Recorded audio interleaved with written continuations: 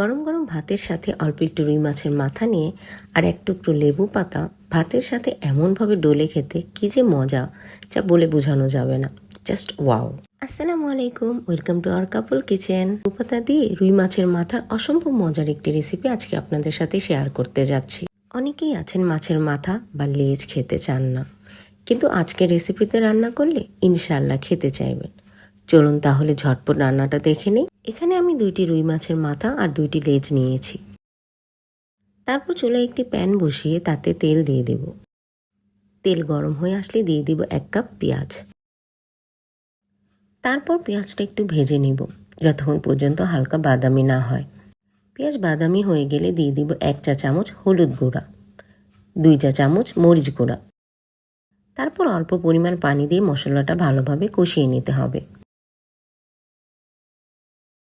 এখন দিয়ে দিব স্বাদ মতো লবণ। তারপর মশলাগুলো ভালোভাবে কষানো হলে মাথা আর লেজগুলো একে একে দিয়ে দিব।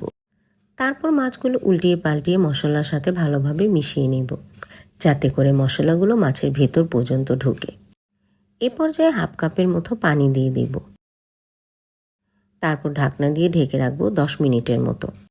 10 মিনিট পর ঢাকনা উঠিয়ে মাছগুলো এইভাবে ভেঙে দিতে হবে। আর দেখতেই পারছেন মাছগুলো কত নরম হয়ে গিয়েছে, ইজিলি মাছগুলো ভাঙা যাচ্ছে। আর এই রান্নার বিশেষত্বই হচ্ছে মাছগুলো ভেঙে দিতে হবে, আনাম রাখা যাবে না। এখন 6 থেকে 7টি কাঁচামরিচ দিয়ে দিব। আর দিয়ে দিব এই রান্নার মেন ইনগ্রেডিয়েন্টস 2 থেকে 3টি লেবু পাতা। আসলে লেবু পাতার স্মেলটাই এই রান্নার স্বাদ আরও অনেক গুণ বাড়িয়ে দেয়। তারপর আবারও কিছুক্ষণ ঢাকনা দিয়ে ঢেকে রাখবো 5 মিনিটের মতো। দেখতেই পারছেন রান্না কিন্তু অলমোস্ট ডান, ঝোল একদম ঘন হয়ে এসেছে। তারপর সবশেষে দিয়ে দিব ধনিয়া পাতা কুচি। এখন গরম গরম ভাতের সাথে পরিবেশনের পালা।